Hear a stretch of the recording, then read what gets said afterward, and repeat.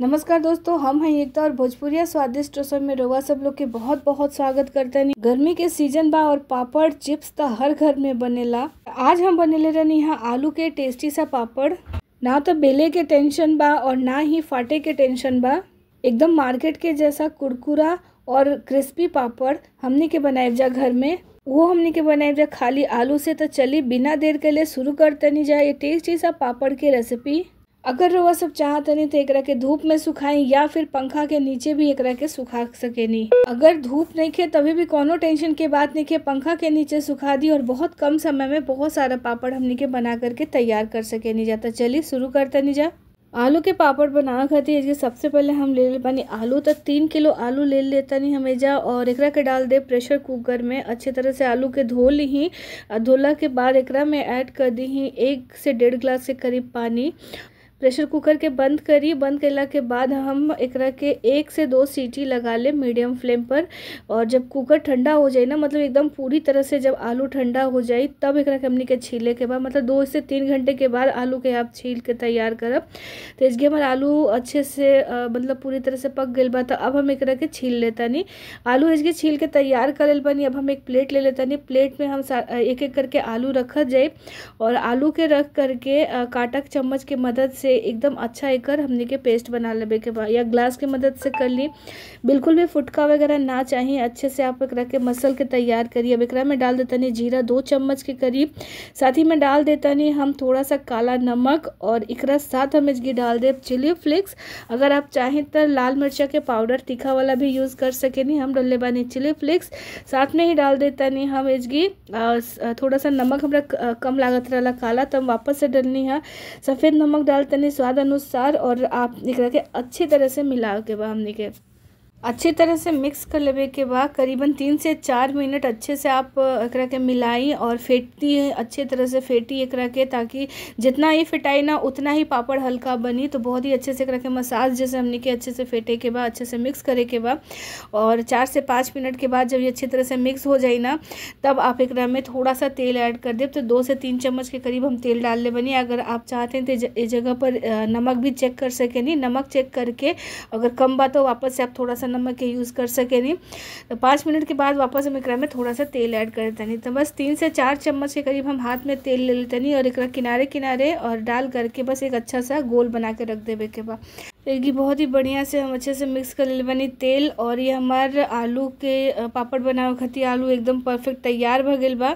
अच्छी तरह से आप ऊपर से तेल लगा ली ही। अब हाथ में थोड़ा सा तेल ले करके हमनी के छोटा छोटा बॉल बना ले, जो छोटी छोटी लोई बना लेवे के बाद एकदम इतनी देखिए जितना बड़ा साइज आप सबके चाहिए ना उतना बड़ा उतना हिसाब से आप कर ली ही। बस इसने हम गोल गोल शेप दे देता नहीं पहले। तो इसके आप देख सके नहीं बढ़िया से हम करीबन 15 से 20 आलू के टिकिया तैयार कर ले बनी। बस यही तरीके से सारा हमने के तैयार कर लेवे के बाद और बहुत ही जल्दी बन जाला, बहुत ही आराम से। हम एकरा में हमने के बालकनी में थोड़ा सा धूप आवेला तो उजगी एकरा के बने ले बनी। आप चाहे तो पंखे के नीचे भी बना ली। ओकरा खातिर ले ले बनी हम प्लास्टिक और प्लास्टिक के ऊपर हल्का सा तेल लगा देवे के बाद अच्छे से तेल लगाई। और एक जोन हमने के प्लास्टिक लेवे के बना तो छोटा साइज़ के लेवे के बाद तो एक छोटा साइज़ के हम प्लास्टिक ले बनी एकरा के फोल्ड कर लेतनी। और अब चलिए हमने के फटाफट से पापड़ बना के तैयार कर लेतनी। तो एक आलू के टिकिया एकरा ऊपर रखी और रखला के बाद प्लास्टिक के तरी बिछा के और प्लेट के पिछला हिस्सा से तरी दबा करके हमने के पापड़ बना के बस सारा पापड़ एक साइज के बन जाए। जितना मतलब बड़ा बनावल चाहता नहीं, हल्का सा दबाव के बाद बहुत ही बढ़िया पतला पतला पापड़ बना करके तैयार कर सके नहीं। बहुत ज़्यादा प्रेशर देला की ज़रूरत नहीं कि हल्के हाथ से दबावला के साथ ही फैल जाए।